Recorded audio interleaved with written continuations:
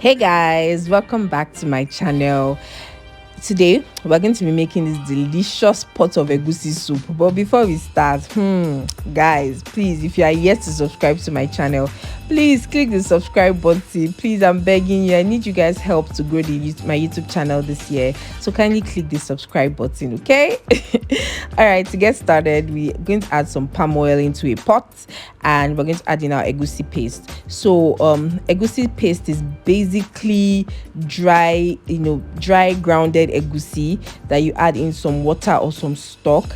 I also like to add some diced onions or chopped onions in my egusi paste and just mix it together. As you can see, my paste is quite thick because I'm going to fry my egusi, and the amount of water you add when forming your paste will determine the amount of time you're going to fry it for. I don't know if that makes sense. So because I don't want to have to stay in the kitchen for too long, I just add a little bit of water to form a thick paste. Now you're going to fry your egusi for like 10 minutes, and you're going to constantly stir because egusi can burn for Africa, okay? So you want to constantly stir it while you're frying it. Next, after frying for 10 minutes, you're going to add in your pepper base. My pepper base is simply blended scotch bonnet, that is your atarodo, and onions, okay? I don't add tomatoes, I don't add tatashi, I don't add shombo, I don't add any of that. I know some people do. If you do, feel free to blend that in, but I just like pepper and onions. Now you're going to allow this fry for about 10 minutes until you see some of that palm oil. That gives you an indication that it's all fried. This has been 10 minutes later, and as you can see, the palm oil has started to float, which tells me that the pepper base is all fried, the egusi is fried. And as you guys notice, the egusi is looking grainy, which is why I like to fry my egusi, okay? It gives you this grainy texture. Next up, you're going to add in your stock, and I'm going to add in my kpala and my pomo. I'm going to add this first before I add in my other protein. Once you're done with it, just give it a good stir, and we can go ahead and season.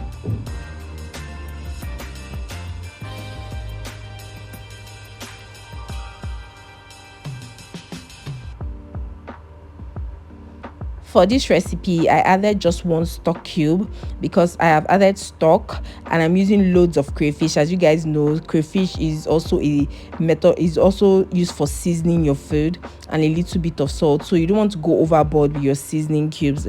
In short, if possible, if your stock is properly seasoned, you might not need to add any seasoning cubes, just some crayfish and some salt. So I get this a good stir, and I'm going to add in some water into my pot, and I'm going to leave it to cook for another 10 to 15 minutes, okay, depending on the quantity of soup that you're cooking.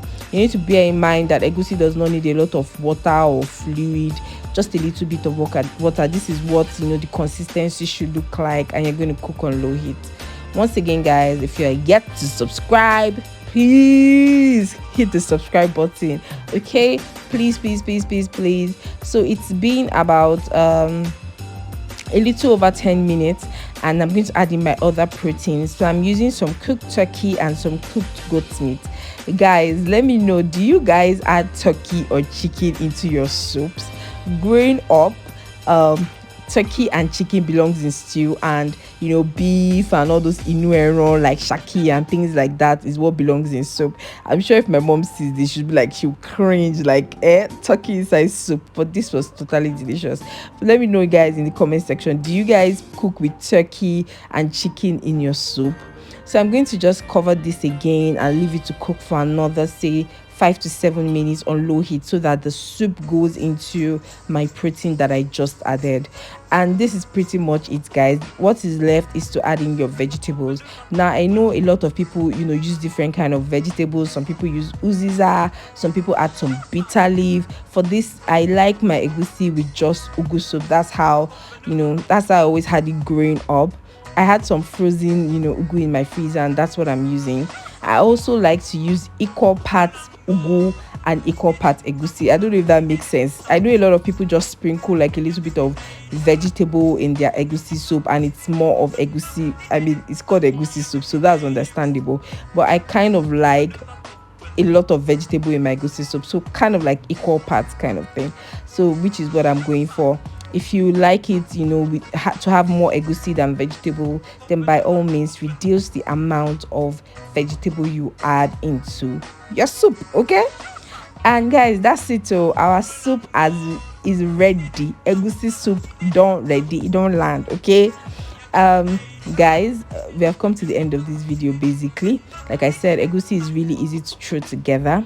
If you are still yet to subscribe at this moment, please pause this video and take a moment to help me subscribe to the channel. It literally costs you nothing, and just your support, guys. Please, please, please, please, please, hit the notification bell so that you're notified every time I post a new content. And tell me in the comment section what swallow pairs best with egusi soup. I'll see you on my next one. Bye.